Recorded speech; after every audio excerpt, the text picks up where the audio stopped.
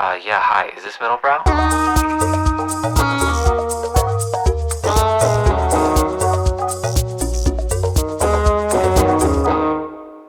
What's up, everyone? Welcome to the Middlebrow podcast. I'm one of your co-hosts, Brian Park. I'm Dan Rosen. I'm the other co-host. This is an exciting first for us, Dan. We're equaled in guests. There are two of them. This is a twofer. A twofer. And then We're on a double date. I have never used that word before in my life. You've never used twofer? The energy is a bit. It's You're different. 100% gonna kick that stand with your feet like that. Yeah. Which is okay, but just aware. And then we have a Patreon. We have our a listeners. Patreon. That's what it's been going. I'm sorry. We're gonna shamelessly self-promote the Patreon. Yeah, you should be subscribed now. You're missing out on. You don't even know what you're missing out on. That's why you should subscribe immediately. There could be wondrous joys and delights. Guaranteed. Yeah. I'm willing to stand on that. And what we put in public is phoned in. It is a mediocre and half thought out, but we put full intent. Our real dreams are Patreon artists, and we spend all our time crafting ideas. And my parents who immigrated here from Korea are so proud that I'm a Patreon Are they going to artist. subscribe to the Patreon, your parents? I'm going to have to show them what a Patreon is yeah. first, but then they will subscribe. There's going to be a new thing for them to be embarrassed about you about.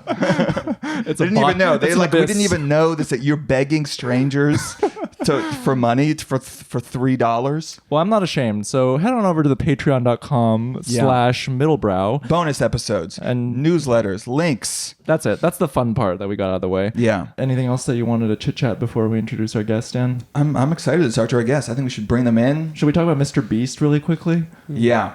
Who I think is an inspiration for both of our Huge. guests. Huge inspiration. Beast. You Huge look beast. at him. Beast. What did he do? What did he he was on do? Jimmy Fallon. Well, That's he who was on Jimmy Fallon, Yeah. and Jimmy Fallon... The abyss looks into the abyss. On that happens. And he asked Mr. Beast, like, oh, what's your favorite video? And Mr. Beast cited his first viral video. But his rationale behind it, basically, it distills his whole psychology and how he doesn't value art just for art's sake in any way, shape, or form. Yeah. Because he was like, oh, I was watching my favorite show, Naruto, and then it dawned on me, what a waste of time. I could be making money doing this. Why else would I be watching this? Yeah. So therefore, I decided to count to 100,000. Dude, that's 0 to 1. While I'm watching Naruto. That's the grind set. That's the Working grind right set. there. That is truly what we're trying to do. Is that how he went viral? That's how He went counted viral. to 100,000 is his first video. And they said it took him No. like... That's yeah. brilliant. Literally, yes. That's That was his first viral video. But he was like, I was actually watching Naruto, but the people on the stream don't know that. And he's like, that's a twofer. I'm making money God, we're while all a doing bunch the of thing I love. suckers. Yeah, we thought he was genuinely Yeah, totally. just entering some kind of flow state. Just zenned out. He was Narutoing. Yeah. That's cool. That's As awesome. you reach the goon state, just Yeah. counting to 100,000. And Well, do you guys want to introduce yourselves? No, introduce us. Yeah. Come Give you the on. props. Come on. All right, listeners, this is a really exciting episode. I think you're going to love our guests. They are filmmakers, they're artists, they're the creators of the A24 HBO unscripted series Neighbors, out now. out now. Give it up for Harrison Fishman and Dylan Redford. Thank you so much. So glad to I be was here. waiting for the applause, but I felt like Yeah. there should have been an applause. For you? Not for just Like a just, sound it felt effect or like something? It felt like a talk show. So I'm waiting to hear. Yeah, but No, you know, just well, us. you've admitted this is your first podcast. and Yes, so you know that yes. I'm not wearing Yes. pants right now under here actually. So yeah, that's good for the pants cam. Yeah. As we were setting up, Dan was like, "I'm kind of nervous because our setup is So janky. it's so janky, and these Yeah. are real filmmakers." no. No, you have no idea. You have no idea the jank You're we not a are grip? used to. Oh, dude, I don't barely even know what that is. Yeah, the way that we've made things forever has been, basically started by making shit with GoPros, so Yeah. Right. we're like sculptors who happened into making like TV, Yeah. Literal So- sculptors, right? You guys went to art school That's together? right. With separately. Yeah. Separately. Yeah. And you both studied sculpture? Just coincidentally, Yeah. pure coincidence. Yeah. We both Okay. studied sculpture. Yeah. Yeah. Yeah. So you understand like space and weight and Yes. Yeah, we could get into it, but yeah, we do understand that. Yeah, And it's not funny, man. All right, it's actually really serious. serious, If there dude. were sculptors in the world, you know, Yeah. I don't know what that would actually do. It's probably better, actually. There's not anymore. a lot of sculptures. Yeah. No, I felt Richard Serra in both of your Good. work. Wow. In this Neighbors. I watched Neighbors. I hate that shit. So. Damn. That's some. I'm joking. I'm joking. No, but you guys have a great setup here. This Yeah, we is have pro. two whole You know, cameras. it's actually it feels very sculptural. Yeah. Actually, what's happening Oh. here. Yeah. It's an installation, kind of. Yeah, That's we're interesting. usually on the other side of this, so it's Yeah, really how does it feel? It feels great. It feels so good. feels great. Should we? I guess we should explain what Neighbors is because it's a new show. You should all definitely pause this. Watch, Actually, no, don't pause this. Finish this. Finish this. Watch it. Listen to this again. We'll pay for do the Patreon. Right. Yeah, Right. Right. Do the Right, Patreon. right. Yeah, where we'll have exclusive information about this. We should like organically use into it. Dan. Oh, okay. Let's Okay. organically. People use should it. know what the fuck they're listening to. Well, that's true. Yeah, whatever you guys People are want like, to who do. are these dudes? Look, I Yeah, like hearing that's you guys true. talk about it. It's cool. Yeah, that's They can exciting. read. They know that we have filmmakers and creators of the Yeah. A24 show. Safdie produced. That's right. How about right. that? Great. Very proud. But actually, you're right. Let's talk about Neighbors. We can make this fun. You know, Okay. they'll appreciate this. They're Yeah, real we'll artists. see them bastardize our interpretation of their show. And their heads are like, that's No, actually it's not honestly what it is so at all. exciting. It's so exciting to hear other people describe our show. We've been literally So tired of talking about it. yeah. And we've This is been your first podcast. What are you talking about? I'm exhausted. We're already tired. I'm exhausted. I'm done. No, it's cool. We've been making the show. It feels like in a cave, you Yeah. know, like in a vault. Like Yeah. we've really been, it's been a very small group. So just the idea that we're talking about it and people are talking Is about it it. scary that it's just going to go out there? I think, I think I was a little scared at one point, but I think I'm just excited at this point, and I'm just excited for people to meet these people, and we put a lot of work into it. So I don't know. We're excited to see people's reactions. I think we like reactions. Yeah. We like comedy. Oh yeah, there we go. Sorry, My first podcast again. So still learning. Even though I did sound on this did show, sound, and so all I your- forgot everything. All the videos I've seen you made are like you with a that's microphone. true. I get in front of the big lights and I fall apart. Okay. Do you want to explain Neighbors? Do I want to explain it? Yeah. Yeah. So it is it's a docu-series, and it is a show that highlights conflicts between neighbors. Mm-hmm. And every episode, it's episodic in nature. Every episode has like a loose theme. Has two sets of neighbor disputes. Yeah, That's right. Yeah. Yep. And it's insane. It is an insane program. You Why do you guys think it's insane? you found Now it's our turn. Why is it insane? No, Welcome to our podcast. yeah. So we're stealing. We're We're in school. This is a Yeah. crit, actually. Yeah, This is- we're back to the exactly. art school Exactly. crit. Did you go to art school? I did go to art school. Where? I went to Cornell. Art school, cool, But we had dude. like High 3 level. hour long crits that were just yeah. absolutely. I'm sure you guys know where everyone's just brutal to each other, and everyone launders their interpersonal Yes. yeah. feelings Yes. through the artwork. Oh, yeah. And like I see in your work that you suck ass as a human being. So Dude, I had I got just decimated a couple yeah. times in crit. It was just, we'll get into it later. by a professor or by By students. students. Yeah, a gang up. Wow. Yeah, the old What'd they gang say? up. It's fine. It was crazy. Now I'm thinking about what I did, and I was like, And you're like, maybe they were right. maybe they were right. No, I did. I made like a weird latex baby, and basically it was like a performance where like it was a latex baby filled with all kinds of weird stuff. So I just like cut open the baby and I was like pulling out all like it was like almost like a clown car of just like things, and it was You were just, trying to provoke.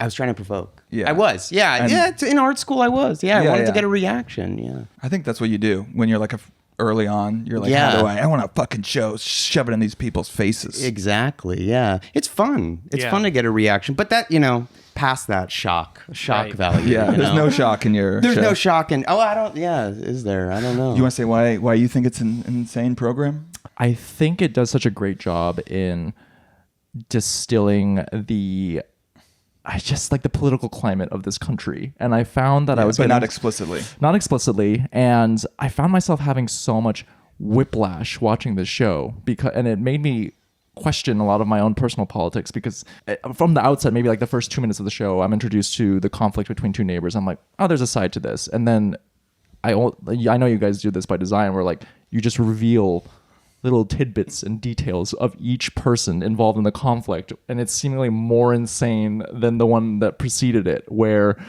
some of the cast of character, well, we can talk about it, but it's just it was just insane. It's just insane viewing experience. It's what's fun about the show is that there's usually you come in like, oh, there's kind of like the Am I the Asshole Reddit, where it's like who's right, who's wrong, you want to adjudicate. And usually you come in like, oh, I think this person maybe has a point. And then you reveal that the person who maybe is in the right is actually deeply mentally ill and psychotic, or has a very dark obsession. And you're like, well, I can't really like this person who, even though they might be right, they're also like deeply into QAnon and think that there's like cannibalism and eating babies. Or they think, but they do have a point in this situation. They are right here.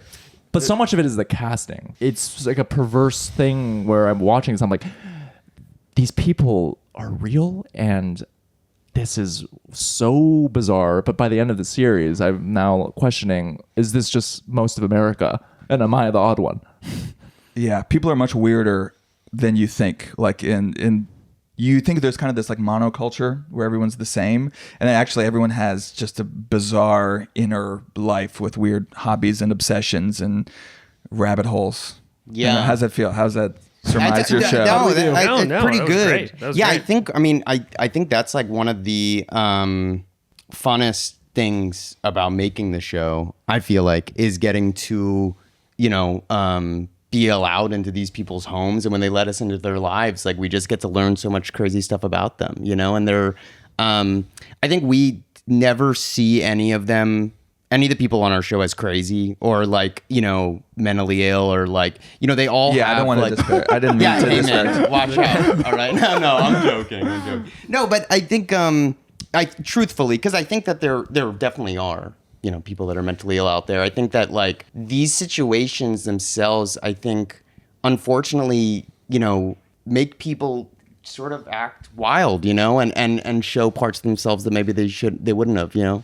Yeah. And I also feel like part of the idea for that, what you described of getting to know both characters over that kind of unraveling through the duration of the episode. Yeah. We were kind of trying to simulate the experience of getting to know a neighbor, which is like, you get to know someone through a very, small, very physical, maybe just very material way. Like you go outside, you're moving trash cans around, you say, hey, and then over maybe a year or two, you start to get to know this person, maybe their idiosyncrasies, their, all that. And so I think we wanted to take that experience of how our neighbors describe getting to know each other or getting to know other neighbors and condense it into like a 30-minute structure, And You go. No, I want to say one thing. I like the act of these, like reveals. I think it's funny because there are certain reveals that we knew going into it. Of course, that's like, oh, we know that this person, is a collector of this thing or has this sort of obsession. But there's other ones that like just truly were very natural in filming that we just like discovered as we went. And I think that it becomes addicting to start peeling back the layers, Yeah. I don't feel the show is judgmental.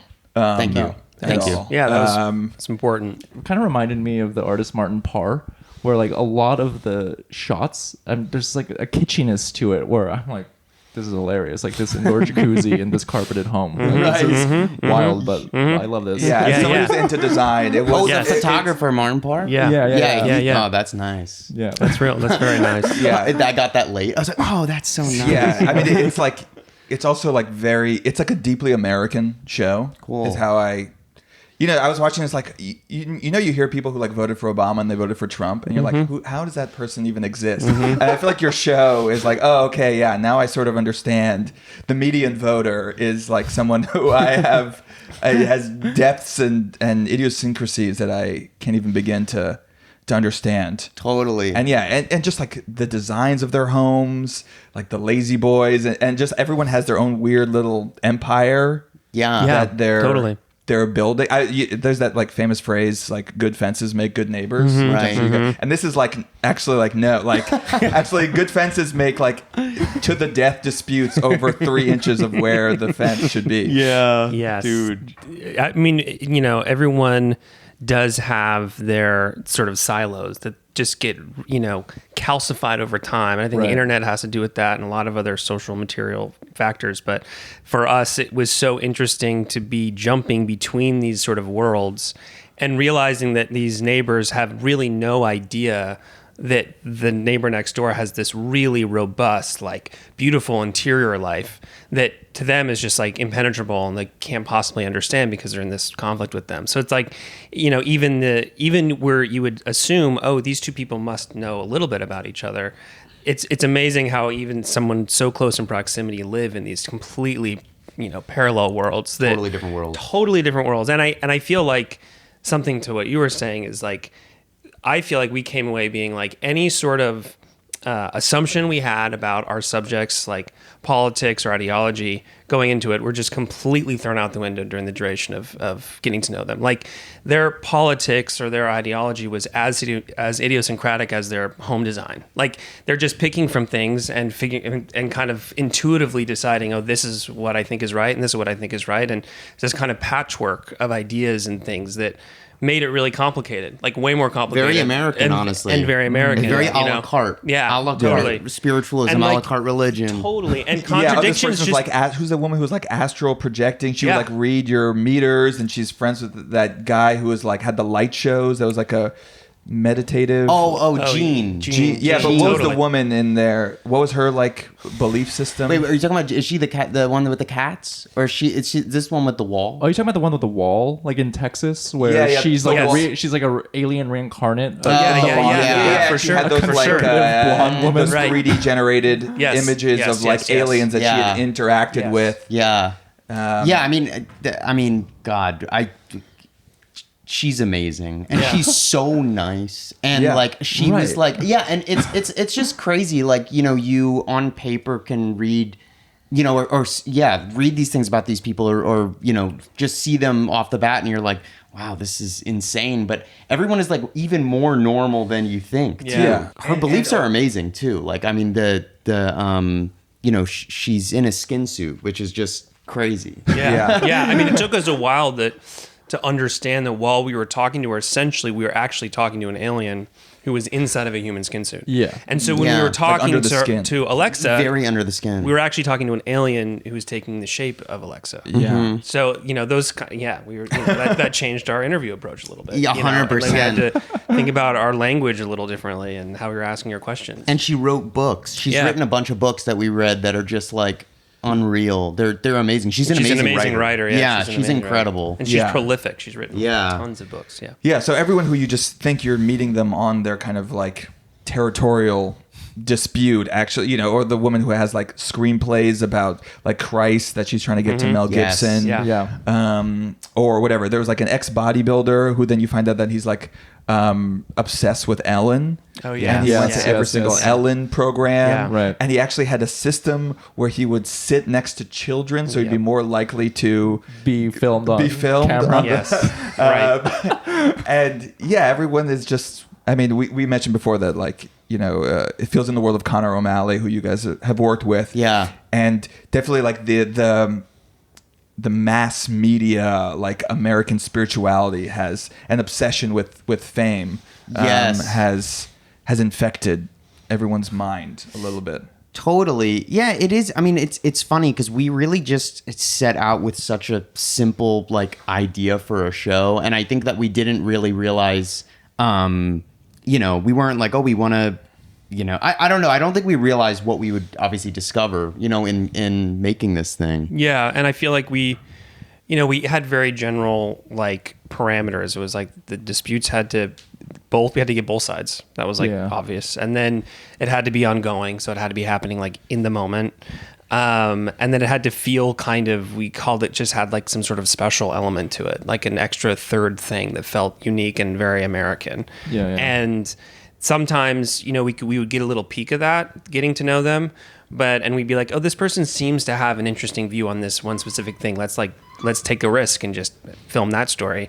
But a lot of the times, as Harrison said, like we are getting to know the characters as the show is getting made. Yeah. And they're revealing to us all their ideas and all their, personal sort of beliefs and ways of navigating the world as we're interviewing them. Yeah. And our casting director, Harley Shaw, just did a crazy job finding all these people. It really is like one of the hardest. Right, like how do you find these people?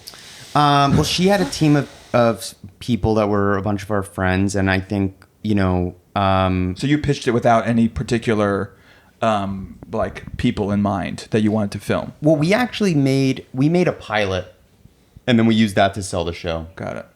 But we had made the pilot, and Harley had found those people as well through Craigslist. And Is the pilot the first episode? The pilot is actually the fourth episode. Fourth, I think so. Yeah. Okay. Yeah, It's like the one with the wall. or maybe it's the third, man.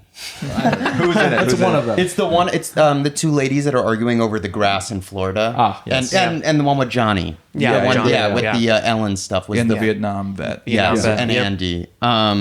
But we find these people, through small claims court databases, where the databases are so antiquated and difficult to Oh, yeah. search through. Right. A lot of times you have to go in person and like sift through all the claims files yourself. Yeah. And they just bring out a stack and you just have to like go through and take notes. like and there's Spotlight. and while you're there, you see like 6 other guys doing the same thing and they work for like, Judy Justice and People's Court. And Oh, you're competing with them. Yeah. Well, there is the And Judge those Judy guys- appearance in your thing, and it Yes. is. Yes. I mean, well, I feel like Judge Judy is like let's just grab to people and as quickly as possible try to like exploit them. I feel like yours, it's like if you see Judge Judy's like, wait, I want to know a lot more about the inner lives of these people. Like that's your show. Yeah. Yes. Yeah, definitely. That's Definitely. nice. That's a great compliment. I Yeah. like that. That's sort of like, I think that was also the idea of like the inclusion of that Judge Judy stuff Yeah. too, is like what happens before and after, someone goes on one of those shows. It's also cool for them because it shows that they're real people. They Yeah. are. Right. They really are Yeah. going through a dispute, Yeah, they're not just cardboard cutouts. No. Like to, That is a great point, though. I've always wondered about the Queer Eye contestants. Like, they get this whole makeover, but then what happens to them after? Like, next? they're still the same person, but they just have Yeah. marginal, like, cooler clothes and a nicer apartment. yeah, they have to like deal with all the Scandinavian furniture they don't like at all. yeah, it's like falling apart. They like sit down, explodes. Yeah. Yeah, but where else do we find neighbor disputes? We found them obviously on like social media and TikTok and Yeah. stuff. It and must have taken so long because so many pieces have to fall into place. Like, the first one for me is both neighbors have to agree. Yes. Like, I am It's- down. It is so insanely hard. And I think that's why our casting team and Harley are just amazing, is because they had to, a lot of the times, we had to do it ourselves too, is knock on the door of the other neighbor to get them to do the show. And it's really scary and weird to basically do a Yeah. 5-minute elevator pitch to somebody on their front step. Like, what are you, what is this? Yeah. Do you think that there's something self-selecting about that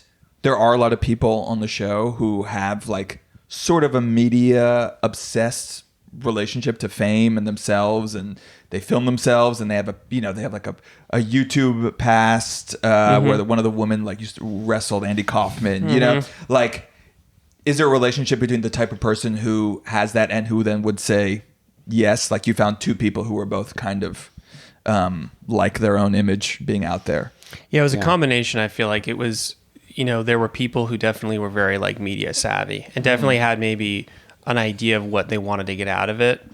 But then I think also we talked a lot about wanting to find subjects that never thought that they'd ever end up in a show like ours. But given the circumstances and what's happened with their dispute, they kind of feel like this is one of the few things they can do. So we really wanted the combination, because I think if the whole show had been just people who want to be famous or who want more views to their page or whatever, I think you would really feel that. So that was part of the casting thing too, is like sussing out what were people's motives for doing the show. And I think a lot of the time it's like a lot of these people just want to talk about their dispute because everyone else in their life is like, I don't want to hear about this anymore. Like they're kids. A lot of them they're have like, kids who are like, stop. shut They up. don't yeah. want, and so I think, and some of them, oftentimes constantly what we would hear is, oh, my neighbor, is telling people this or has an online video about this.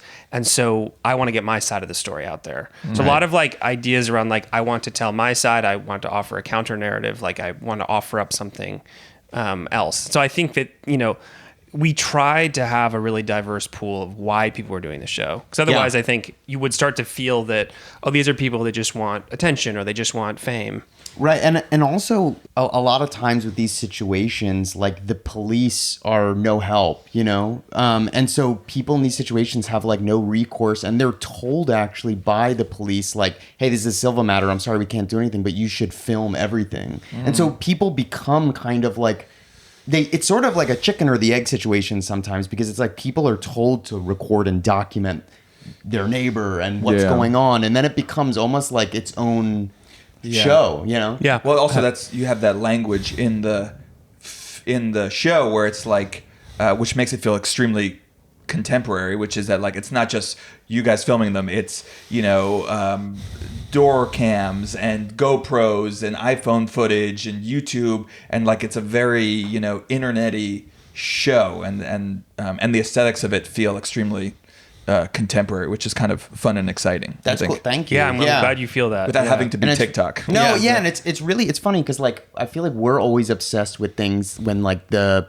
form is the function or whatever. Like the look of our show really is just a symptom of where we're at, So it's cool. It feels to say of a that. piece. Yeah. Yeah, and it's a lot of times it's the language that they're also speaking. They're making videos with, their Ring camera footage. They're using their iPhone, Right. So it's a shared language that all of our subjects have with us, which is like we've been told to document everything too. So we're also documentary filmmakers. Like we're in the same boat, and so I think that's that shared language. I think that we wanted to adopt. I love when we're in the footage. Their footage is always fun to see. It didn't make it really in the show, but like it's just nice, like when we become in that world. Yeah, when we like see ourselves. It's cool to see, because leading up to this interview, I watched a lot of your guys' earlier works and short films, and just the synergy between your two sensibilities and styles. And I think like a common theme between the two of you is like heightening the banal or like the mundanity, and like kind of shifting it 45 degrees and showing like, why is this ludicrous? Why is this absurd? Like Dylan, you did a short film where you strapped like 8 GoPros on yourself, and you went to Miami and tried to do like the TripAdvisor top 350 things. Yes, I did. And then like Harrison, you have a video that it kind of is like a motif in Neighbors itself, where it's like a conflict between two guys who are filming each other. Yeah. And Yes, it's like what happens. And a lot of the 360 The 360. 360 camera. Right. Which is great. We were happy to get that in the show. So like before, is that like, how did you guys meet each other? Was this sort of like a natural like creative synergy between you two, where you were like, hey, I like your stuff, and yeah, it was natural. It was natural. We met down in Miami. We were working for this collective called Borscht, which was like a filmmaking collective down in Miami, and we met each other doing projects down there. And I think we both, I was interested in like, I think honestly the kind of sculptural element, we had a shared interest in like pushing the form a little bit that comes with like getting an art school education. You want to like push things, and also I think that I sense that we both also, it wasn't an impatience, but a desire to make stuff and to not wait around and just like get into the material. And that was also kind of a sculptural thing too, where it's like you're kind of taught just to like start recording and just work with the material and just edit it and iterate on it, whatever. So I think we had that same kind of energy. And I think we like to make funny stuff, and came from a visual arts background, and making funny stuff in the visual arts world is not easy and not encouraged at all. They don't like that. They hate that. Really? They hate that. They hate that. There's no comedy in. No. Or I can't even think of like what. I don't even know what is a piece that you would like really. Yeah. There's like what's it, Ryan Trey Carden. I guess like totally. there is like a grotesque comedy to it, but it's like it's not like haha. There's like a bathos, which is different than like It's like We're- a scoff. They're Yeah, it's like, scoff. Yeah. You know, that's what they want from it. Yeah, or like Richard Yeah. Prince, like as a joke. It's like, Yeah. okay, well, this is more like a meme of a joke Right. than laughing. Yeah, and the humor always derived also off of making fun of the art world or itself. And I think I like Catalan with Yeah. like the banana. Yeah. exactly. Well, you know what? Some of his sculptures are funny. kind of cool. I think his. I still sometimes I go back to his because I'm like, you know, he's the little Hitler is funny. the little Hitler. Him. Yeah. There's some good stuff in there, but But the bananas, the banana. it's exhausting. Yeah, I don't want to. Yeah, the banana, exhausting. That's sold, right? It's sold. It's sold. Yeah, It's crazy. Well, you guys in Miami, which is Right. a rich cultural Oh, yeah. place for inspiration. You have Yeah. It is. Romero Brito. I don't know. Yeah. Yes. Brito. Brito. God bless Who somehow like bought the disease. the disease. Yeah. Oh, there's like Lincoln Road like galleries. Yes. Where it's like a glass sculpture, but it's like it's sculpted inside of a block. Oh, you know yeah. what I'm talking about? Yeah. And It's- like Marilyn Monroe with a gas mask on. Yeah. You know, like Damn, that pretty makes you sick. think. It that does. does make you think. Yeah, if you sit with that stuff, it does make you Yeah. think. So that was It's like undeniable. miasma you were swimming Yes. in, and you're like Yeah. you're Yes. inspired. It's Yeah. funny because like Miami is less inspiring, I think, to us than just like other parts of Florida. Florida is just infinitely so amazing Your, and your inspiring. show feels very Florida. Cool. Yeah, there's some of it is there. Yeah, but I think to your point, like we did seeing the humor in the banal, I think is like a thing that we bonded over early on. Definitely. And I think like it's definitely was a very, very core ethos to our show. Who are your inspirations, or who are people that you looked at like, oh, that's kind of in the zone of what we like doing? Well, John Wilson, of Yeah. course, and Nathan Fielder are And amazing. Ryan Tricarton. Ryan Tricarton. Christopher Borgley comes to mind for Yeah, me a little bit. Borgley. Yeah. Right. Yeah, definitely, listeners. If you like How To, if you like Fielder, definitely this is like, I don't think derivative at all, but like in that universe. That satisfies that like edge and that curiosity. There's this guy called Surveillance Cameraman. Do you ever watch those videos? No. This guy like this is really like some core inspo shit, but this guy he had a series of videos, and I don't know where I think he might have put them on Live Leak and stuff, but basically it was just him going up to people and filming them and just getting people's reactions from that. And they're just incredible videos. Mm-hmm. And it's basically just it's a really simple premise. He just walks up to somebody and just starts filming them, and they're like, "What are you doing?" And he's just like, sometimes just doesn't even say anything. And there's like an escalation to it, and I don't know, they're amazing. Yeah. But that's like something. Well, your that- show has that too, where it's just people filming. Well, it's like the First Amendment rights. Yes. advocate. Yeah. Yeah. I'm gonna film you. Well, I'm gonna film you filming me filming you. Yes. We call those camera battles. Yeah. Camera Which is battles. Which is every protest now. I By know. the way. Yeah. You know what's funny is like I feel like in 2018, 2019, like when we were making videos with that kind of joke, Yeah. there really wasn't that much of that. It felt like it wasn't like, but now it's like everyone is. Just filming each other. Yeah. And it's also like, what is even like? Is there any reality? Like, is this all just performing for each other and the internet? Yeah. And do we even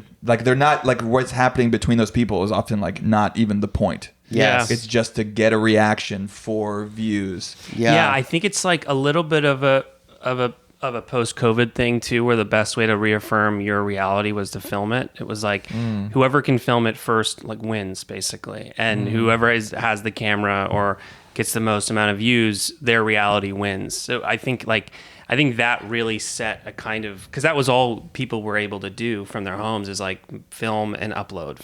So I think there's like that. I think that is somewhat of a symptom of a post-COVID thing where it's like it was a way to, reaffirm a very unstable reality was by filming it, uploading it, and have other people comment and be like, oh yeah, you're right, dude. Like that was the right thing to do, or that was the right thing to say. And so and I think our show, like a lot of those ideas end up coming in the background, which is like the best way to reaffirm your sense of truth is by filming it and documenting it and sharing it. Well, it reminded me of Eddington. Have you guys Oh seen yeah, Eddington? of course. Totally. Love Where- Eddington. Totally. Where they're interpersonal. Well, we texted you. We were like, "This is like Eddington, but Yeah. real." Well, That's so funny. 'Cause That's when we were awesome. watching Eddington, we were like, wow, this is like we thought the same thing. Yeah. We were like, yeah, that's cool. Because and I was trying to like locate what it is, and I think it's that disputes that like people like neighbors or communities that should see each other as like human beings and interpersonal.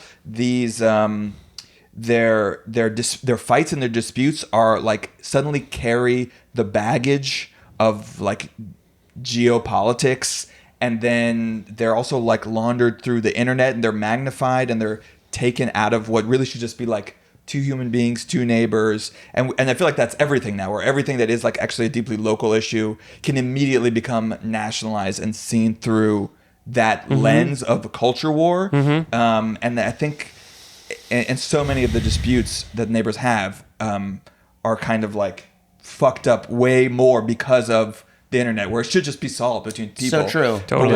We're gonna bring in all the baggage, all our views, and then people feel isolated and then or emboldened. I thought that you captured Definitely. that's nice. distortion of lived reality, where the internet actually matters more.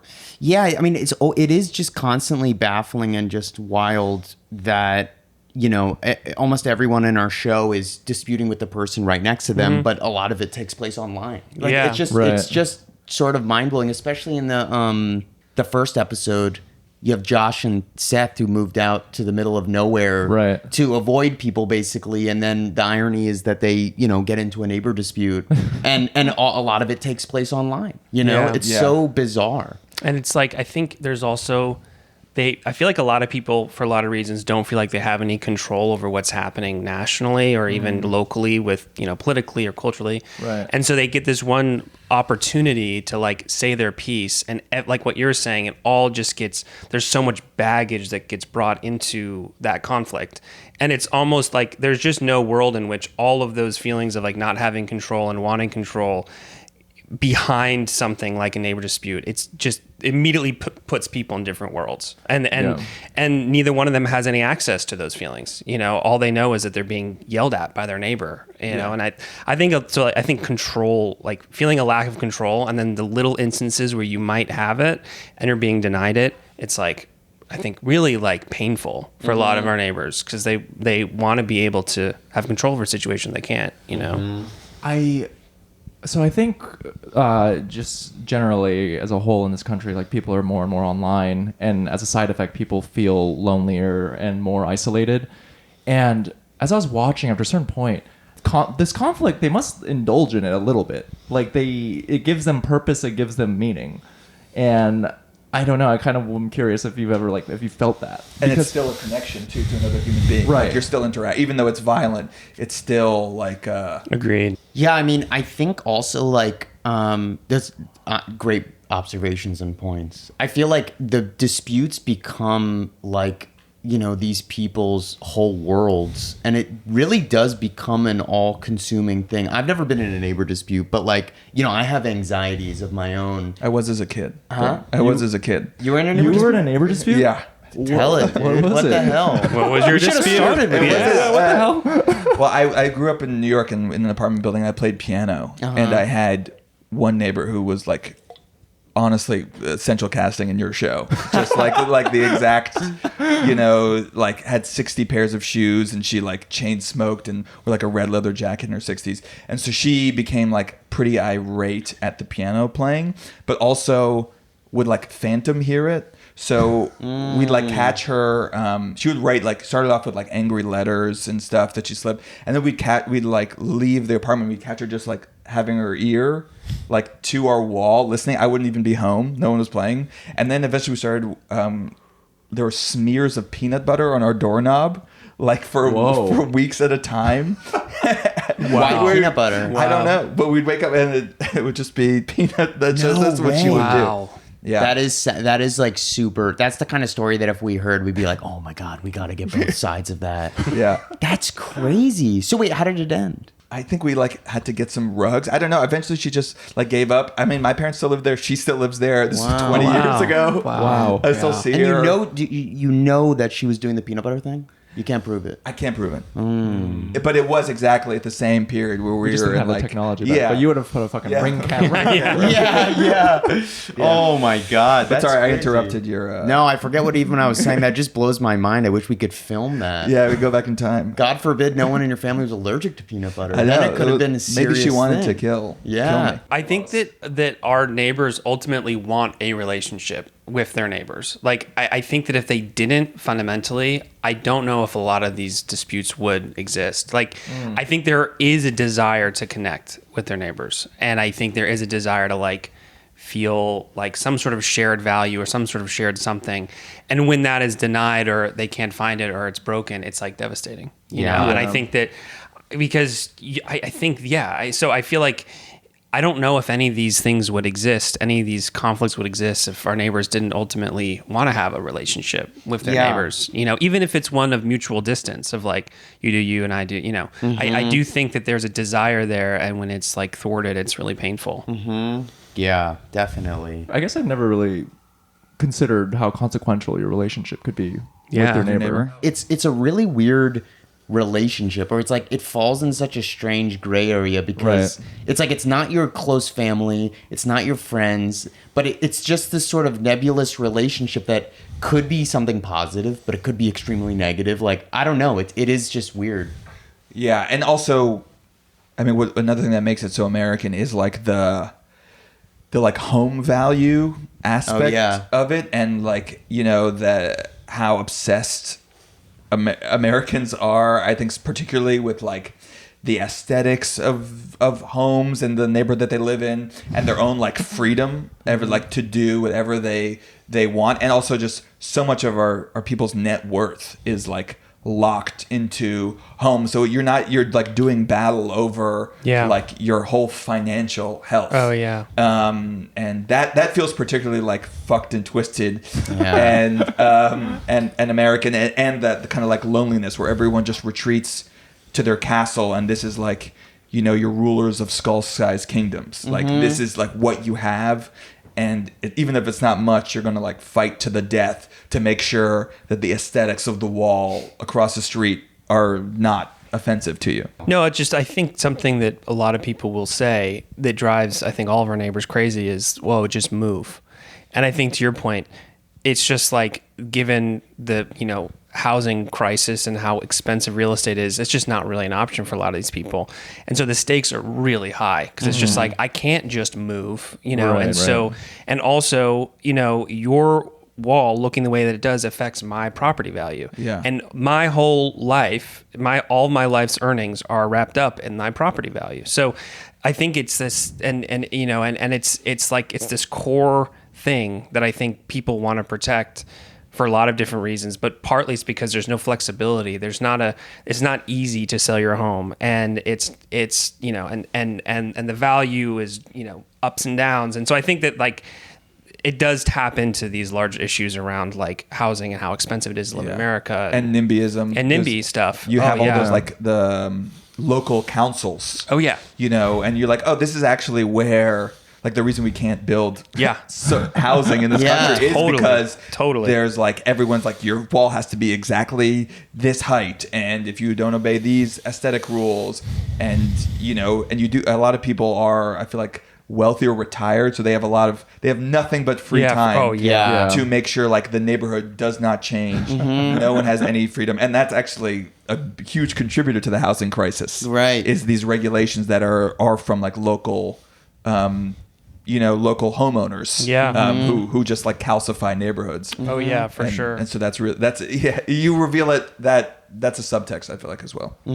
Definitely. Yeah, and it's funny, we like when we were doing our casting process, I feel like, you know, the stories that we came across that were like people that were renting a home, but they were in a neighbor dispute, they never felt as intense at all compared to like people that actually owned a home. And nor did they like, you know, even care about the dispute maybe as much as, you know, the stories that we went with, you know? I feel like so much of like a big part of the casting is even just hearing that people even care about what they're talking about. Because it's funny, sometimes you talk to people and they're just like, yeah, I have this problem with my neighbor, and like it's kind of fine, I guess. And you're like, oh, you know, Yeah. That's awesome. yeah, And it's also like, that's what you were saying earlier. It's like, oh, I think you just maybe want to be on TV. Right. You know? Well, I want to pose this question to the three of you, and is that so? You talked about how you wanted to lead with a lot of empathy. You're not like there's no bias. You just want to objectively capture and document this conflict. And what I found as I was watching this show is like it seemed like a lot of these conflicts happened in red states like Montana, Florida, Tennessee, like Tennessee. And is that coincidental? Like there is some New Jersey too, but for the most part, I was like, this is like a very Florida energy. some Philly in there. Yeah. Yeah, I'm trying to think. It's interesting. I mean, there really There's were... Texas too, like in Right. Dallas. Yeah, There is San Antonio. Texas. Is it mostly red? I don't know. Well, there's California. There's California. But You know, at the end of the day, we went with the ones that we went with because obviously the disputes themselves are different. Yeah. But also just like the people are compelling and amazing to watch. But it's an interesting point you make. I don't know if there is, you know... A geopolitical leaning. I Yeah. don't know. Yeah. It's hard to say. Think about it. I wonder, and this is just me thinking out loud, but I also wonder too, it's like for Harrison and I who didn't grow up in, a red state, I Yeah. think also there is a personal element too, which is like when we're shown something we've never seen before, ideas or people that live in places we've never been, there is just a personal thing of like, this is really interesting. yeah. Right. And Totally. like we want to experience that. We want to get to know that. You're the hillbilly elegy. God. Jesus Christ. That's how me, mom, pop live.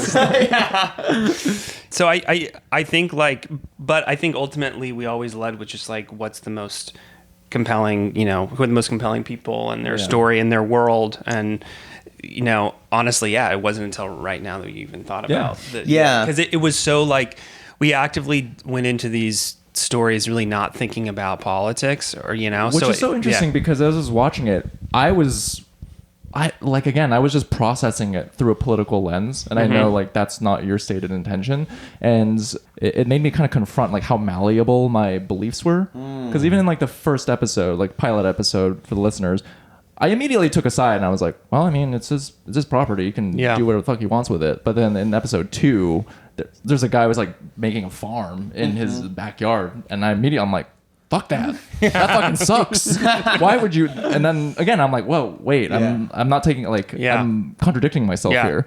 I think even our, like what you were saying in the beginning, Dylan, of on this show, like I feel like our expectations and our ideas about who people would be were just like completely subverted and flipped on their heads. And I feel like once that starts happening, you just become so much more open to everybody and I don't know, see everybody's position from a little more of an empathetic view, Right. Also, we get to know these people pretty well too, and Right. they become our friends and stuff. So it's like, even though someone might have a belief that, we don't agree with, it's Yeah, how do they feel about the Jews? Did you ask them?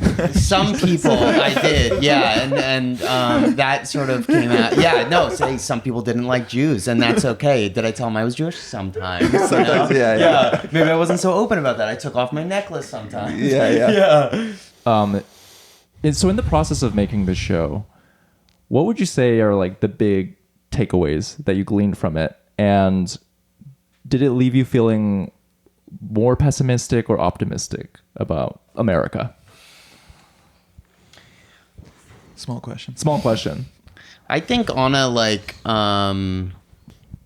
man, I don't know. I mean, our country's in a super dark time right now, but like everyone that we met and that we put on our show, I have a lot of love for, and it has made me love our country more than before we did the show, Right. Yeah, and I think, I don't know. It sort of makes me feel better about the country. I don't know. Yeah, weirdly, too, I feel the same way. Like, I think there's actually so much more because we were in the unique position of seeing both of these people's ideas and about the Yeah, world yeah. and whatever, and they don't have access to what we have access to. And time and time again, we're like, there's actually a lot of similarity here in their interests and in their ideas about the world. Just something went awry at one point, and they've just like gone into their own universes. And I don't know how to get those two universes back together or how to build a bridge between them, but in those universes, there are some real like shared common feelings and also shared common anger about, the government or about the city or the town that I think they could really relate over, so it's like, I feel like that was one of the things I came away with, of feeling kind of strangely positive. Like there's actually a way to, you guys are frustrated about the same thing, it just has a different face. And, so I feel like, which made me feel like positive, I guess. Well, I that's don't what I'm know. saying, that the kind of outside tribalism infects the relationships in ways that actually like most people are quite normal and good. Absolutely. I also left it be like, I think actually most Americans are quite good and Yes. decent, and even people who You thought that when you watched it? Yeah. That's great. That's even, awesome. I mean, even the guy who who is like whatever the people QAnon. with the QAnon, Seth, yeah, Seth. He and his wife, and I'm sure they have plenty of views I would find like deeply noxious and insane. They actually are like, they seem like decent people who are just trying to they're amazing. like be human. Right, and right. They, They're like, amazing. They, like, whatever, they have the act where they give back like something that was lost. Right. And he's just they just want to be understood, I Yeah. think, Yeah. and honest. And so I think that's what was kind of like I'm so glad you feel that. exciting and warming, is that like people are actually both way more normal and and insane at the Yeah, same totally. time, and people have those contradictions, and like people who just haven't, the guy's like obsessed with Trump, but he's just like a normal, like quite normal family guy who just wants to like put up Halloween decorations. Yeah, And totally. He's also Hispanic, I think. Totally. Right? Yeah. Right. It does force people, I think, to question like everyone's just like lonely. Everyone's just like really. I know. It's just nice to hear that, because I think that like our fear is that people would maybe watch the show or watch the trailer and be like, oh, this is just salacious and It's this bum makes fights. me Yeah, right. exactly, it's bum fights, like this makes me hate America, or like Yeah. but I think if you watch it, I think that I like everything you're saying. Like, Are you excited for them to see the show that it's Can't out? wait. Yeah. They Totally. watched a lot of the people on the show watched the trailer and they were just like so excited about it. Yeah. Which made us like I mean, Americans are obsessed with fame. That's also a thing I learned in this Right. show. Yeah, They're totally. there's actually for most people, no such thing as bad publicity, or they don't even view it. They're just like, I'm out there. Right. Yeah, and like, it's really like, I think that we do a really good job at portraying their situations pretty honestly. So it's Yeah. not like they see it and they're like, that's not what happened, like it is very accurately I think what happened, Yeah. And no, it's beautiful. I mean, they've been sometimes commenting on YouTube, like a lot of the subjects are cool. commenting on YouTube, and sometimes interacting with each other, which has been just totally So psychedelic awesome. for us, because Yeah. they've been really siloed, for so long in our edit and everything. So it's Yeah. cool. They're real people. They're real people. Yeah, of Yeah. course. They're real people. And they're all so amazing. I don't know. Yeah, like being in Montana with Seth and Starla was so cool. Yeah. Yeah. Their house is amazing. Like that guy Seth, he built the house with his own two hands. Like Yeah. he kept calling it Legos for Men.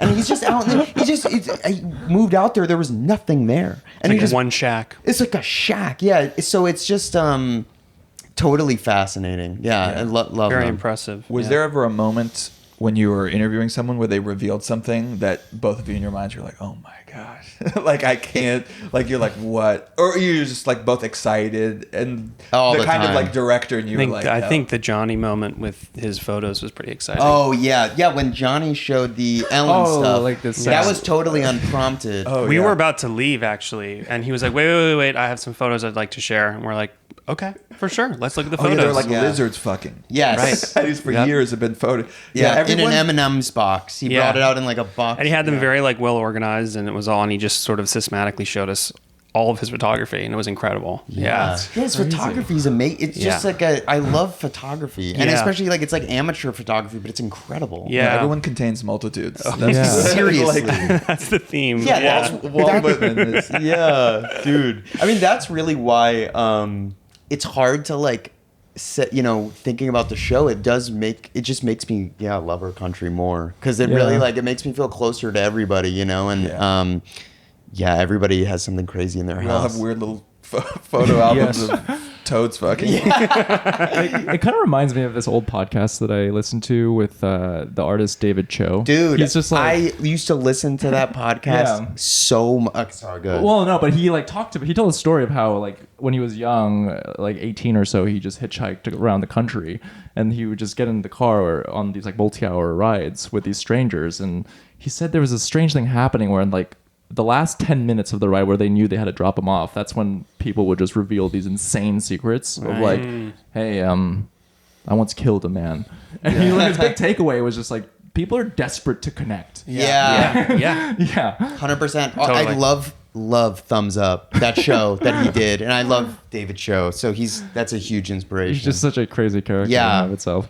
But it is true. I think everybody is ready to reveal stuff about them, and I mean, look, right now we're being filmed, we're opening up, Yeah. We're Americans cracking up. Are lonely. I mean, whatever lonely. people talk about the loneliness epidemic, but Yeah. the show is a very rich text for so many. Yeah, I know Brian and I've talked about how there's a lot of film and media and stuff that comes out today that actually feels like it's not contending with like the current moment at all. That's like shying away or looking at the past.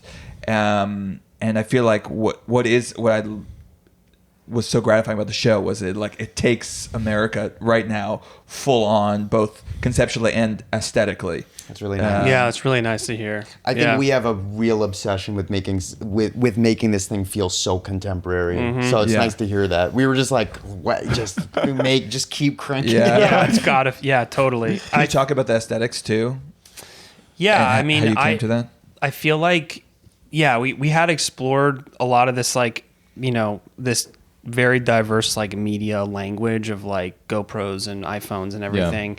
And then I had a little bit of a background doing doc stuff and being interested in, like, the, documentary filmmaking that was, like, pushing the boundaries of that format and stuff. But I was seeing it happen more and more interesting ways, actually, in the visual art world through, like, documentation of performance art, and that blending felt it was actually accessing that kind of what you're talking about, that contemporary language and these issues around truth, maybe like more effectively and more like directly than I felt like some of the documentary film world was doing that. And so I feel like, taking a lot of these kind of tools and a language that we developed in our like art practice, and then bringing that kind of into the documentary realm, it felt like a really fresh way of kind of trying to do something, push that world of doc filmmaking into something that felt very contemporary, and because like I think there's a lot of like visual artists who make films.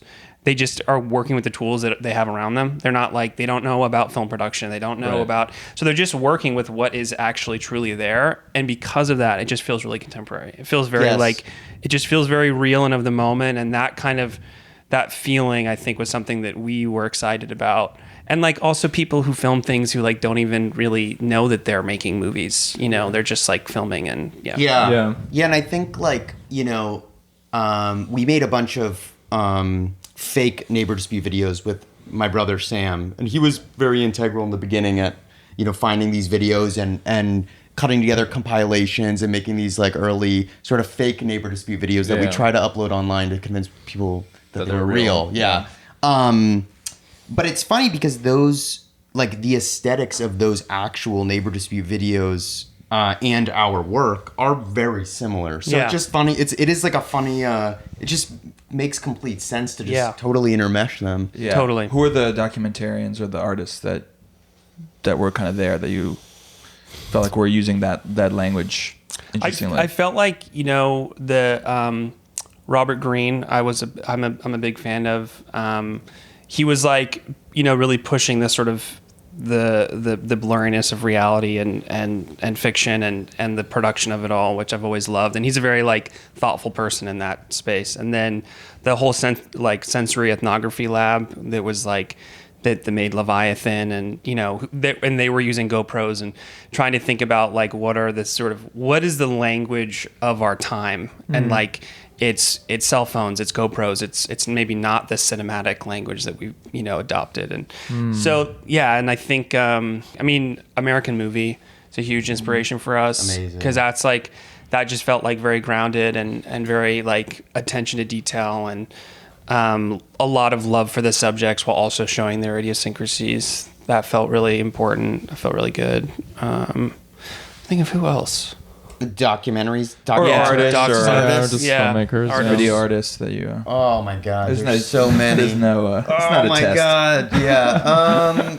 There's Just this. curious. Yeah. There's this documentary called Life of Crime that is amazing. That was an HBO documentary where a guy followed 3 people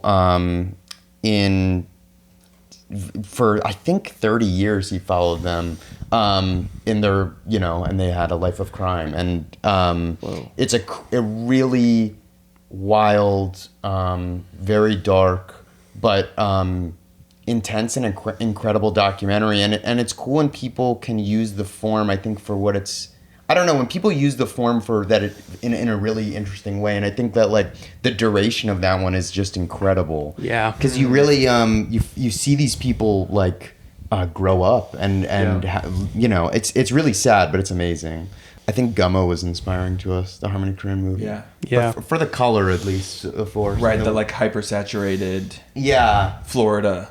Yeah. He's very. And then Can you watch he has all these new movies and projects coming out. It seems impossible to watch them. Yeah.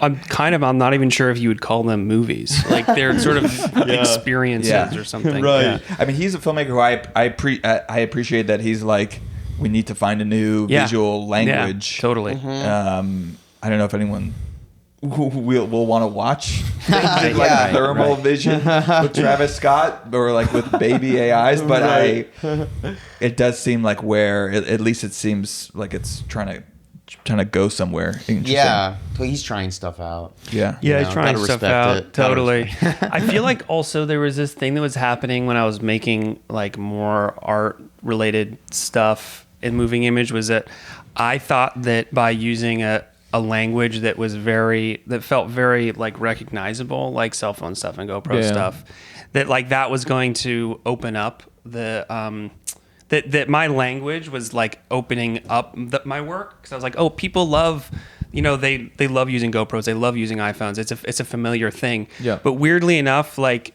because I think sometimes of the subject matter or whatever, the language wasn't enough, and it actually was like kind of confusing. So it's like I'm not used to seeing something being used that way outside of a context I'm familiar with. And so with Neighbors, it was like, I think finally an opportunity that, like what you were saying, where the content and the language really felt like it made sense. Like we weren't just doing it for some sort of like conceptual Aesthetic. play, or that we wanted to talk about media, or we wanted to talk about anything. It more was just like, this was the best way for us to make this show. And I it's think how they interact. And it's how they interact, and it's and it's also it's placing this footage back to where they're used to seeing it, which is like in the context of a conflict, and so I feel like that was I've been constantly sort of trying to figure out like how can the language actually open things up. And I feel like we really thought a lot about that. You know. 100%. Yeah, it's really where our aesthetic filmmaking language makes the most sense in the setting of a neighbor dispute. Yeah. And pretty much the only Absolutely. place. I think too. we can't make anything else. No, the 360 stuff works really well in these neighbor disputes. Yeah. Heightens the mania. Yeah, because of you were the working. subject. Those are really, I mean, just distorting. And as you made like a short film Yes. that used that before. Yeah. And then how did you get? I guess it was like a First Amendment rights guy who like was he also using that 360 camera? He was also using the 360 camera. So you must have just creamed your pants. Totally. Like, Totally cream my pants, because I think that like I had Totally. made stuff with the 360 where people are fighting, and I think I'd always wanted to do one where people are really fighting or people Yeah. are really in a Yeah. confrontation. So he was a great Yeah, my cameraman. father-in-law walks around New York with one of those. Does he? Yeah. That's amazing. What does he Awesome. record? Just Just literally stuff. everything. Yeah, that's he just awesome. comes Father-in-law. to, he comes to New York like once a year, and he's just like mesmerized. Oh yeah, that's Dude, amazing. totally. It's kind of the best way to capture stuff. I don't know Yes. what you. Yeah, I And think then how does it work? You can because you sort of like switch back and forth. Like, how does editing that footage work? Yeah, I mean, it's basically like I think that footage is the most malleable footage you could ever have, and I think as a sculptors, that it's like a block of clay. You could, you know what I mean? You can make all your decisions later, Right. and so yeah, you basically just keyframe animate the camera wherever you want it. Yeah, it's Yeah. very Picasso. Everyone looks, Oh like- yeah, no, I really love it so much. It's really so much fun, and it's really we love putting off decisions when we're making stuff. So it's an amazing thing to just yeah. put off until you're in the Yeah, editing yeah, room, yeah. and then you're like, I have holy infinite shit. possibilities right now. You just go in a room and just lock in. Yeah. No, it's cool. Wait, so with AI film, like AI technology, that's obviously opening up a whole new language. Do you think we've figured out like best practices for it yet, or is it just too nascent? Tricky one. No. No. I mean, Fat no. no. I mean, No, I'm joking. I think that like, there's a weird thing where like, like I kind of thought, we're making stuff about reality, and so we don't have anything to worry about, because we're always under the pretense that like everything we're filming is real, and we're never going to be in competition with AI. Right. But weirdly enough, where I've seen it the most effective is when it's mimicking doc footage and when it's mimicking real footage. And then I realized I was like that a cat playing instruments on a Ring camera. Yeah, exactly. those ones are super yes. neighbors. Yes, too. yes. We're Like, we have to reach out to them. And they're like, fuck, it's AI. God damn. dude, there is Got fooled again. There is a Instagram, and I forget what it's called, but it's all just AI videos of HOA meetings. Yeah. and they're I've really seen those too. and they're totally fake. But I fell for it so fast, and it was Yeah. like really frustrating. I saw one about like tungsten lighting. That was like Yes. complaining about like the Yeah. lighting, Yeah. and it felt like it could almost be real. I know. Like, oh yeah, I could see someone being really mad about the color temperature of a neighbor's thing. But yeah, Yes. No, that Yeah. stuff, Matt. We have a Fucking friend engagement that. bait. Yeah. That's such a great point, though. No, because my girlfriend is an experimental filmmaker who specializes in dog, and she's just like hammered in my head, like new technologies, like you can't just use it for novelty's sake. Like Right. it has to like heighten like the function of the Yeah. storytelling device. And so when I saw Neighbors, I was like, you gotta watch this. Like this is really like up your alley. Like it's really heightening what's there. But I just Yeah. wanted to pose the AI thing. Yeah, So, yeah. like, So a- nice. No, With no. the kid from Stranger Things, where he's like a killer. Oh, Spree. Spree. Spree. Yeah, Yeah. Spree's Spree, movie. yes. I feel like I didn't love that movie, but at least it was like GoPros all in the thing. I feel like it's pretty rare for movies Yes. because the thing is, it is ugly, unfortunately. Right. Right. No offense to Right. you guys. Right. Well, I know that's I don't wanna fine. fucking No, look at it. totally. I think also like I think we were also excited to use all that stuff too because I think it works best in a real it's because it's real, it Yeah. feels Yeah. real, and when it's sometimes used in narrative stuff, it feels cheesy or something. I don't know. Yeah, it's you a know? fake app that they've created. Right. Like Right, schmick schmock. And Yeah, it has a UI. I was like, what? Yeah, it could feel super weird. But how I'm trying to think. The AI stuff is. I think it just has to be used in the right way. Yeah. Yeah. Like I'm sure like with the artifacts of AI, like that can open up some interesting possibilities. Right. But yeah. Totally. Yeah, I mean, a lot of our neighbors love using AI as well. We love when they use ChatGPT. They love, yeah, totally. yeah. Yeah, Yeah. emails. The big and- Facebook meme contingent Yes. in your show. Yeah, totally. Totally. I think we're at time, Dan. Yeah. Come on, guys. Let's talk for a little how longer. did it What the- feel? Your first podcast? Amazing. Incredible. I Yeah. feel so now good. you can go on. You can do. You can do Good Hang with You Amy could do Poehler. Rogan. We're trying to get Rogan next. Yeah. Dude, it's like so real, like the neighbors. That's just like so great, like because it feels like really like they're your neighbors. you know? Dude, I hope so. That'd be cool. No, thank you guys so yeah, much. thank you for guys having are- us. Thanks for coming on. Everything you guys said about the show has been so cool. And it's very, very thoughtful. Like, you guys really watched it, which is awesome. We definitely watched it. Yeah, Yeah, yeah. it seems like you guys watched it, which is watched nice. it. Yeah. It's amazing. That's HBO made it hard to watch with like Oh the, my god! the quadruple I don't know if you guys verification. had to deal with the link software to the screeners. I can only So you have imagine. to- X or what was You it? have to like download an app and that's Yeah. a link, and then Oh, you have yeah. to verify. Oh, yeah. It's Yeah. like, all right. That's all. They keep Locked it down. locked down. Yeah, I mean, we're They're doing a crazy. good We'll just job. send a frame link out and get, no, we got to keep it locked. But Neighbors on HBO, HBO Go, HBO, no. HBO Go, HBO Go. Pokemon HBO Max. on Pokemon Go. It's on HBO Max right now. Watch it right now. All the episodes, or are they coming out once a week? When does this come out?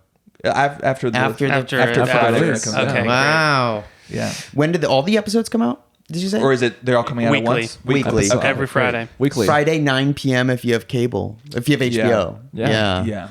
Um, So or on your laptop where you're gonna watch it. Watch it on People HBO gonna watch Max. it Watch it on your phone. on Watch the it on your Ring phone. camera. It's Watch it on okay. the Ring Yeah. camera. And Dylan Redford, Harrison Fishman, go to their websites, watch Hey. their watch their Patreon, work. our It's great. Patreon. And the Middlebrow. Patreon. Go to Yeah. their Can you both Patreon. please tell people to go to? Go better subscribe to Immediately, Middlebrow please. Patreon. Yeah. And I'll do ASMR. Wow. Hell yeah. All Beautiful. right. Thanks, guys. Yeah. Thanks, Thank y'all. you so Thank much, you. guys. Thanks for having us. Okay, that was Middlebrow.